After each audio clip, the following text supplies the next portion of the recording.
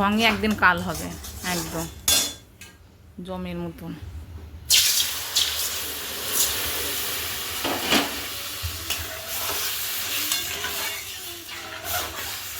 Good morning বন্ধুরা, আমি এখন থেকে আমার ব্লগটা শুরু করলাম। আমার কাজকাম সব সেরে এসেছি, আর সকালে কি খাওয়ার করব সেটা তোমাদের সঙ্গে শেয়ার করি চলো।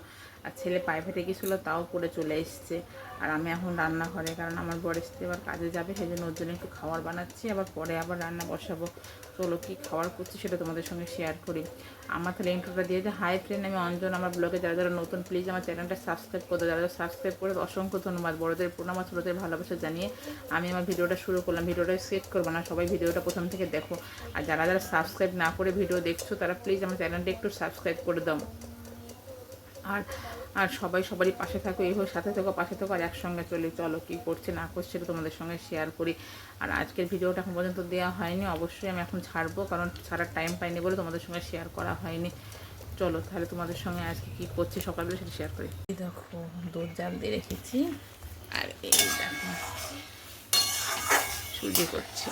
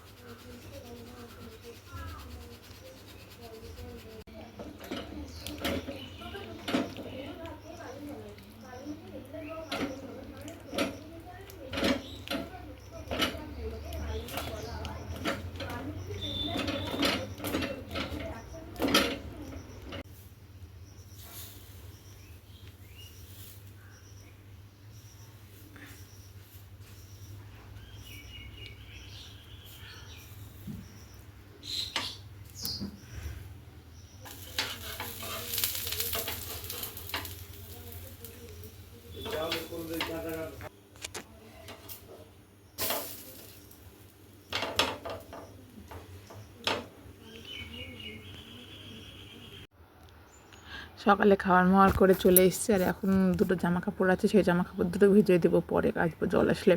সেই জন্য কালকে তো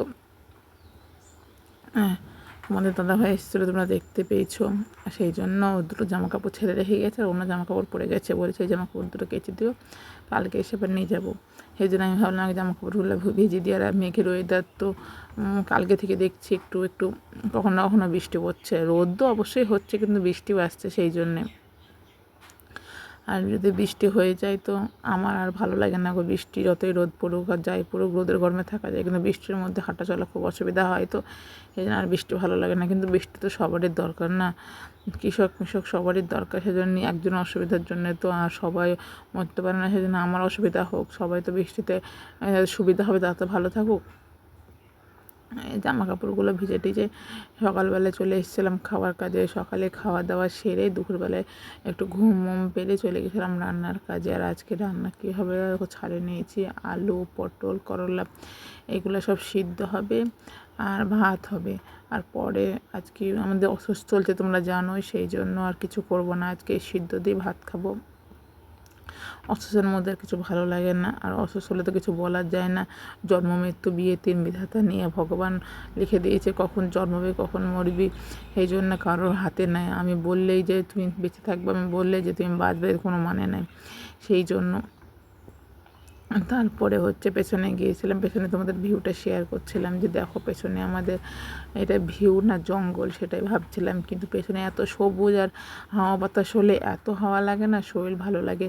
তারপরে এসেই দেখছি ভাতটা হচ্ছে ফুটে গেছে, ভাতের জোরটা আসতে দিই, আর ভাতটা ফুটছে দেখছে তো কি সুন্দর লাগছে দেখতে। আর পটলগুলো পাতলা, পটলগুলো উপরে ভেসে যাচ্ছে, আর পটলগুলো আমি তখন বুঝতে পারিনি কটা দিয়েছি, আর এখন ভয় দিয়ে দেখে বুঝতে পারছি যে পটল কটা দিয়েছি।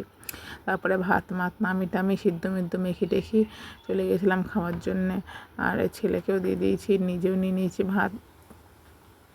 তারপরে খাওয়া দাওয়া সেরে একটু বিশ্রাম করেছিলাম, বিশ্রাম করে হাঁড়ি করে নামিয়েছিলাম। হাঁড়ি তো খালি, আর ওটা বাসন, আজকে তো বাসন হয়নি বলতে গেলে, সেই জন্য 4টি বাসন হয়েছিল। আমি তাই বলছি রোজ এক গাদা করে বাসন মাজে, আজ তো বাসনই নাই, এই কটা বাসন হয়েছে।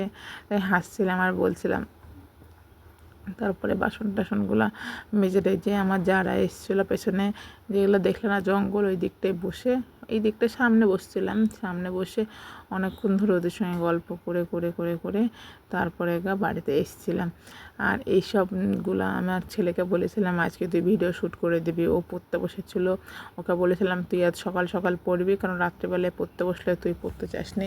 তারপরে আজ হাটবার আছে আমাদের এখানটায়, হাট করতে যেতে তুই বিরক্ত বোধ করিস, সেই জন্য তুই এখনই পড়তে বসবি, সন্ধ্যেবেলায় একটু দেরি হয়ে গেলে হাট করে আসতে তখন তোর পড়াটা ম্যানেজ হয়ে যাবে।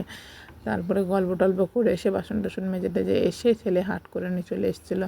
আর হাট করেছিল আলু, পটল, বেগুন, মিষ্টি কুমড়ো, ঢ্যাঁড়স, করলা, কচু, তারপরে হচ্ছে খুরমা দেখো, তারপরে নিয়ে এনেছিলো বুঁদিয়া এনেছিলো আর পাউরুটি এনেছিলো, ওটাই খাচ্ছিলাম। ছেলেকে বলছিলাম তুই খাবে, আর কিছু খেতে ভালো লাগছে না, সেই জন্য ছেলে রাত্রিবেলা এসে বলছে মা খুব খিদে লেগেছে, খুব খিদে লেগেছে, কী করব। আমি যে কী করবো, আজ ওই খেয়েই থাক না। বলছি খুব খিদে লেগেছে, ছেলেটা ভাত বসে বলছে ভাতও খাবো না। তারপরে কী করবো, দুধ ছিল, ওই দুধটুকু না জাল দিলাম, জাল দিয়ে তখন আমি দেখলাম খই আছে নাকি, দেখি তো ঘরকে খুঁজি দেখছি খই কোথায় আছে দিয়ে দেখলাম এক জায়গায় হচ্ছে খই আছে 4 কটা। ওই খইগুলাই ধান ছিল, ওই খইগুলাই বাছলাম ভালো করে বেছে টেছে, তখন ছেলেকে দিলাম। ছেলেকে বললাম এই দুধ নে, এই খই দিয়ে দিয়েছি, খই খা, আর হচ্ছে ওই দুধ দিয়ে খই দিয়ে আর একটু চিনি দিয়ে আর মিষ্টি দিয়ে খা, খেয়ে দিয়ে শুই পড়।